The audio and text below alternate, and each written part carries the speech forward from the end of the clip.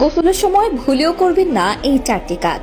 যদি করেন তাহলে সারা জীবন গোসল করার পরেও আপনার শরীর থাকবে অপবিত্র।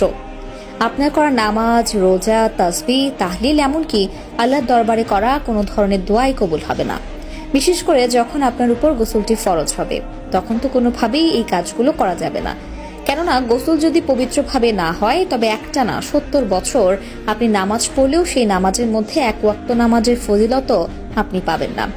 এমনকি আল্লাহর দরবারেও তা কবুল হবে না। বিশ্বনবী সাল্লাল্লাহু আলাইহি ওয়াসাল্লাম বলে গেছেন, গোসলের সময় মারাত্মক কিছু ভুল করার কারণে ব্যক্তির করা আজীবনের নামাজ আল্লাহর দরবারে কবুল হয় না।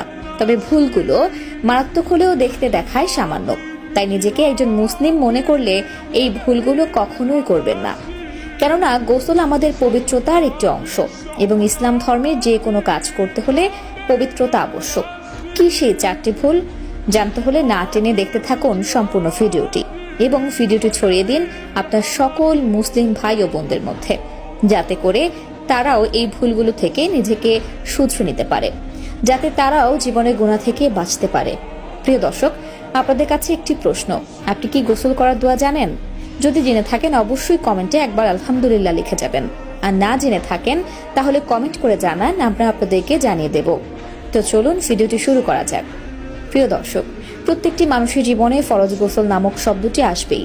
তবে আমাদের মধ্যে অনেকেই আছে যারা এই ফরজ গোসলের নিয়মটা পর্যন্ত জানে না।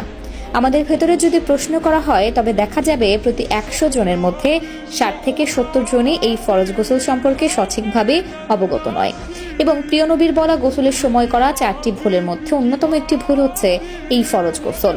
তাই যখন কারো উপরে গোসল ফরজ হয়ে যায়, তাকে গোসল করার আগে অবশ্যই ফরজ গোসলের নিয়ত করতে হবে। দ্বিতীয়ত, তাকে 3 বার কুলি করা লাগবে এবং কুলি করা শেষে নাকে পানি দিতে হবে। তবে অবশ্যই এমন ভাবে নাকে পানি দিতে হবে যেন নাকের নরম জায়গা পর্যন্ত সেই পানিটি পৌঁছায়। এরপরে পুরো শরীরে পানি ঢালতে হবে। তবে অবশ্যই খেয়াল রাখতে হবে যাতে করে শরীরের প্রতিটি পশম এবং শরীরের প্রতিটি কোণা পানিতে ভেজে। 2 নম্বর কাজটি হচ্ছে সম্পূর্ণ বিবস্ত্র হয়ে গোসল করা। আমাদের মধ্যে এমন অনেক মানুষ আছে যারা গোসল করার সময় এই ভুলটি করে থাকে, অর্থাৎ পুরোপুরি উলঙ্গ হয়ে গোসল করে, যেখানে প্রিয় নবী সাল্লাল্লাহু আলাইহি ওয়াসাল্লাম কঠোরভাবে নিষেধ করেছেন। এবং প্রিয় নবী সাল্লাল্লাহু আলাইহি ওয়াসাল্লাম কখনো নিজেও সম্পূর্ণ উলঙ্গ হয়ে গোসল করতেন না।